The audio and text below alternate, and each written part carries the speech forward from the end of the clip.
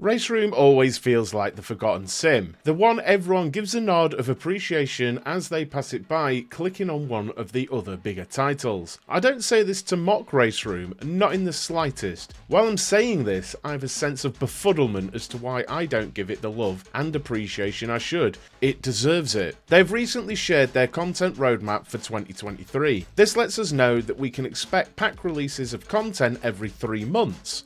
On top of this, there will be added single tracks, cars and liveries too. So really, there should be a piece of content every 6 weeks. That seems like an absolute ton of content for what I guess is a relatively small dev team in the grand scheme of things. I've always had the impression that Raceroom punches above its weight in terms of what it provides versus the resources they have. This isn't based on anything, but as my opening said, I kinda see this title as a plucky underdog in sim racing, and I just want to see it flourish. Each of the upcoming packs will contain multiple cars, maybe a track too, and be centered around a theme. For example, not long ago they released their On the Edge pack. This included the KTM Crossbow GT2 and GTX, the McLaren 570S GT4 and the Mazda RT24 PDPI. When I just looked, it was £6.58 for that pack. Honestly, that's really good value for 4 cars in a DLC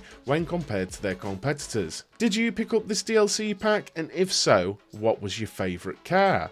They've also announced that the next car to join the sim will be the BMW M4 GT3, and this will ship with a range of liveries too. A solid addition, no doubt. The second quarterly pack of the year will centre around officially licensed Porsche content. I won't lie, this has got me very interested. It will include the new 992 model 911 GT3R, the latest 911 GT3 Cup car with the official liveries from the 2023 Carrera Cup in Germany. And finally, a classic from the 80s, a 944 Turbo Cup complete with retro liveries. I will definitely be checking out the more modern offerings of that pack. I've recently discovered a pretty insane love for Porsche, so I can't wait to find out how they drive and how they sound. I have a feeling they'll be pretty special as always. For their October quarterly release, the plan is to bring Circuit de Ville in the south of France. Pau is absolutely steeped in history. Opening in 1933, it's played host to Formula 1,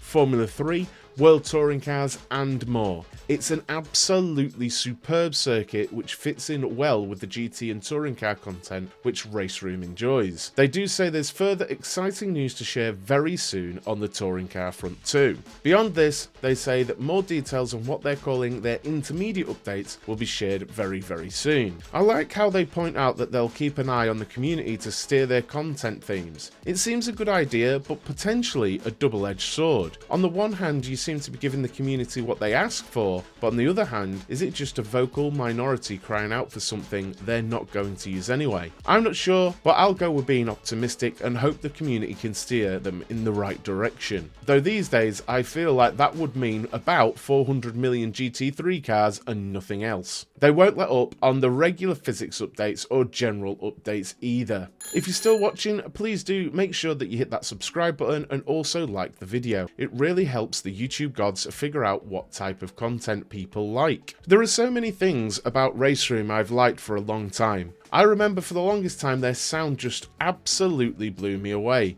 It was truly genre leading for an absolute age. Plus, their whole transmission model. It seems an odd thing to bring up, but there's just something extremely physical about how it feels. The way they simulate the drivetrain elasticity, it just feels great. It's certainly something you should take notice of if you check out Raceroom. Having checked the numbers, it seems that Raceroom enjoys almost exactly the same numbers in its player base that Automobilista 2 does. I think that's quite interesting, as I class them both as really good sims. I would actually love your input on this. Why is it that iRacing and Assetto Corsa Competizione enjoy such a large percentage of the sim racing niche? Let me know what you think about this down in the comments. Either way, Raceroom continues to offer a great sim experience with a really wide variety of content at competitive prices. Will you be picking up this content? Is there something that Raceroom would need for you to go there? Let me know down below. As always, thanks for watching.